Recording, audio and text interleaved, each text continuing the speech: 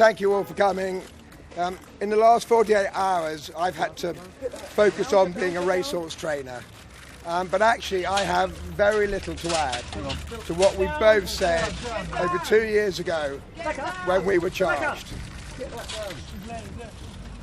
Everything, absolutely everything we said 2 years ago has proved to be true. Rebekah has been through an unprecedented investigation of an incredibly forensic and personal nature, the likes of which we've probably never seen. And I would just like to say how proud I am of Rebekah and of the dignity she has shown. Like Tony said, we haven't got much to add than we said 2 years ago. I mean, of course, the last few years have been tough for both of us and for those closest to us. But more importantly, they've been tough for everybody on all sides that have been affected by the issues highlighted by this case.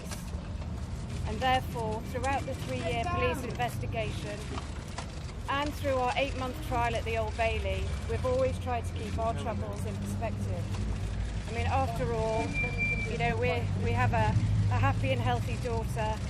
We have our brave and resolute mums that have been at court most of the time, and we've had strong and unwavering support from all our friends, our family, and from our legal teams that have believed in us from the beginning.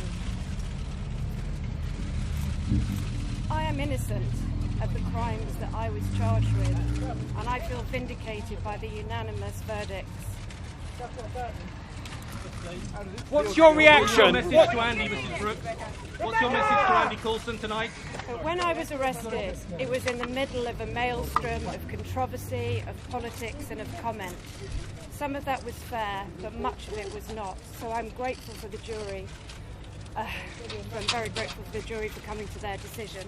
What's your reaction to the extent of criminality that has been exposed at the two papers you worked at, Mrs. Brooks? I think I'd like to say it's been a time of reflection for me.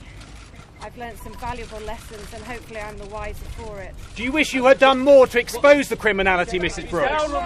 Do you wish you had done more to expose the criminality? I think that said, I'm incredibly proud of the many journalists I've worked with throughout my career and the great campaigns that we have fought and won. But do you wish you'd done more? As Chief Executive, do you wish you had done more to expose the criminality? And all I can say to you all is that today my thoughts are with my former colleagues and their families who face future trials. I'm going to do everything I can to support them, as I know how anxious the times ahead are. Can I ask you whether you've spoken to Mr. Coulson? What's happened to Andy Coulson, Rebekah? What I'm going to do now, and I hope you don't mind, is I can't say too much today. I have to be careful for my former colleagues' sake what I say, but my thoughts are with them, like I said, and their families.